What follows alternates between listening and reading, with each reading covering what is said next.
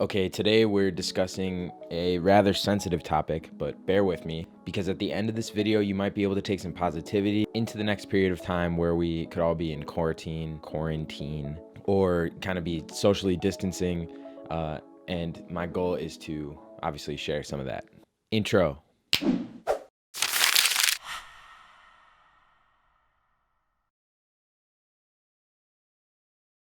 In the race to contain the deadly virus, they include the cancellation of upcoming Chinese New Year celebrations. Today, Italy has passed a deadly milestone. More people dead from the virus in Italy, 3,405, than in China. At least 6 people have died in an outbreak of the new coronavirus, which has now reached the United States.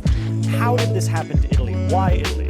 So essentially it was a kind of perfect storm that wasn't taken adequately seriously at the very beginning. Every action that we take and every way in which we can hold back from the public sphere in order to limit the opportunities for transmission is an opportunity truly to save a life.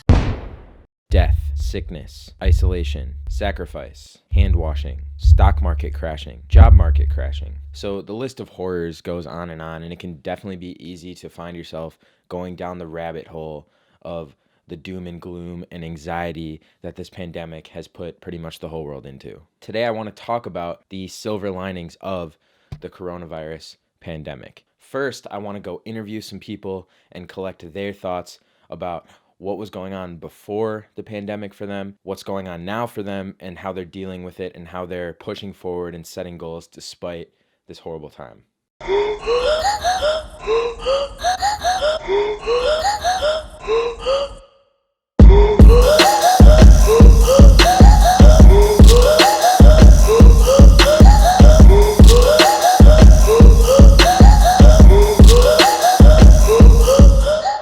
Yeah, 19,606 subscribers. No, 607 subscribers. Yes, 19,607. I operate a small business here in Chicago. It's a personal training gym, one-on-one training as well as small group training. And prior to this pandemic, I was actually eyeballing opening a third location. Going day to day, going to community college, I go to Triton, and I would be trying to go to school, get my gen eds done. I'm at University of Wisconsin, math freshman, 2 months into my second semester. We were leaving for spring break as normally timed and said that they would let us know by April 10th.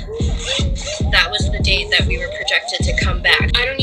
My dance company director thinks that we're still gonna go back to school, but we're not going back to school.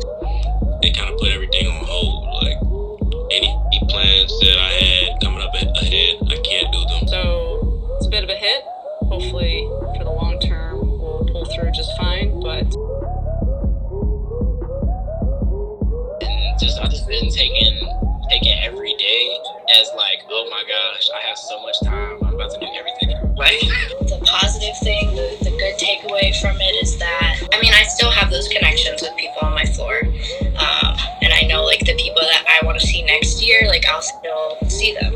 I think it's important to take this time to form a routine and not get stuck in the mindset of, I don't have anything to do today, so there's no point waking up early, or I want to build my brand, bro, and I want to get farther than what I am right now, bro. it's so easy to get stuck in the mindset of wasting time because there's so much time to waste, but since there is so much time, there are so many things that we can fill that time with, like developing new. And it's a good time to work on yourself as a content creator or whatever you do. This is the perfect time to dive into those, those late nights, early mornings, figure the new stuff out, But all of this, there's a little bit of a silver lining behind all of this. I think the long term of that actually could be really good for us because people are really digging the virtual workouts, and it also is reaching a broader audience. So silver lining behind that is definitely we're learning something new with this new business protocol. And I think a lot of people are focused on all the things that we can't do right now, but it's important to remember the things that we are able to do.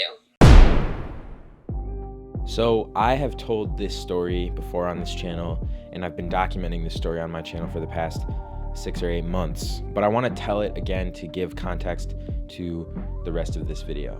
Midway through my high school tenure, I began to realize that my passions didn't fully align with the high school system, meaning that platform probably wasn't the best platform for me to achieve the goals that I had found for myself in videography. There was actually a time that I felt so strongly about that. If given the option, I probably would have dropped out of high school and pursued a career in videography and filmmaking as a 17-year-old. That was never going to happen.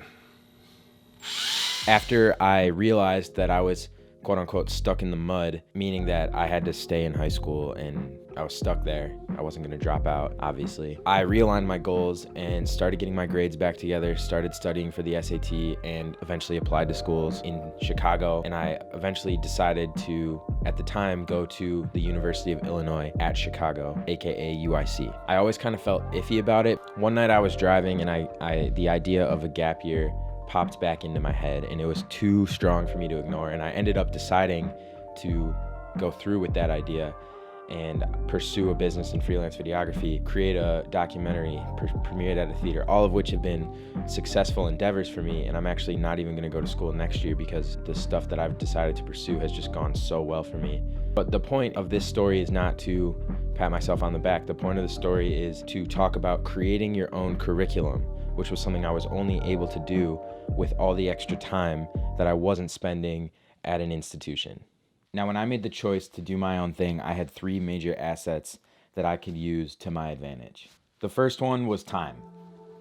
Because I wasn't going to school, I had literally all day to do whatever I want every day. The second asset was the equipment that I had to make the films that I wanted to make, or the YouTube content, or the freelance jobs that I wanted to do. The third was my goals. So I had to use assets 1 and 2 to achieve asset number 3. Pretty much once you reverse engineer it, that's your curriculum. So let's go talk to my good friend, mentor, and former teacher, Peter Hostrauser, because he is the person who put the idea of creating your own curriculum into my head. Let's go hear what he has to say about it. Creating your own curriculum is all about self-empowerment, self-awareness, and understanding what you want to learn. For 12 years in education, in the system, you've been told what to learn, basically. You've had teachers give you a syllabus and say, we're going to go through this, this, and this all the way through an entire semester, an entire school year. When you create your own syllabus for your own self, it becomes extremely empowering. So what does that mean? That means basically you go through that entire syllabus yourself. You set your timelines and everything like that. The power behind this is that you become a self-advocate for yourself. So you are now not relying on others to teach you things. You are becoming the teacher and learner in one. And in order for that to happen, you have to have a lot of different things. Like you have to have focus, you have to have drive, you have to have a goal-setting ability and the ability to follow through. You can't be somebody who sits around and waits for things to happen. And the more you go into this and the more you create your own curriculum and you build your own learning path and you realize that you're doing it, you practice that more and more and you fail forward.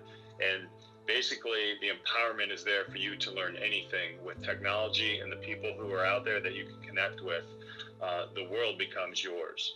It's easy for a whole week to go by and to just feel like it's kind of one mush of days that are like blobbed together, with no real separation between any of the actual days. It's just kind of like, ugh. This can lead to an atypical sleep schedule, lousy food choices, and an overall just lack in productivity in general. And what can all those things lead to? Psst, it's depression. When you look at both ends of the spectrum, this pandemic type shutdown can lead to 2 things happening to people. One is that you can stagger, slow down, and kind of go down a negative rabbit hole where you're not getting anything done and you stop progressing because it feels like life has been put on pause. And I think the other thing that can happen is that you do the opposite. You speed up, you clamp down because you know that there's going to be more people staggering, and then you end up being more productive and more progressive, and you take advantage of this time that you have to create something or just make stuff happen, really. Creators, it's time to create. Entrepreneurs, it's time to figure out what that dream product is for every household that's shut down on quarantine and sell it to everybody and become the entrepreneur that you've always wanted to become. Athletes, make sure you order some kettlebells or some dumbbells or a yoga mat, and you stay on top of your nutrition and your physical activity and making sure that you don't degress because of what's going on. Make sure you stay on top of it and keep progressing so that when this is all over, you can go back to your respective sport and kill it. Instead of getting staggered, now is the time to buckle down and push harder because the rest of the world is slowing down, and you can be the one that gets ahead. The worst thing you can do is feel like progress stops simply because you can't go outside. And with that being said, I'm gonna end the video there. Thank you guys for watching. Make sure you have liked the video and subscribed if you haven't already. I will see you guys in the next one. Thanks again. Peace.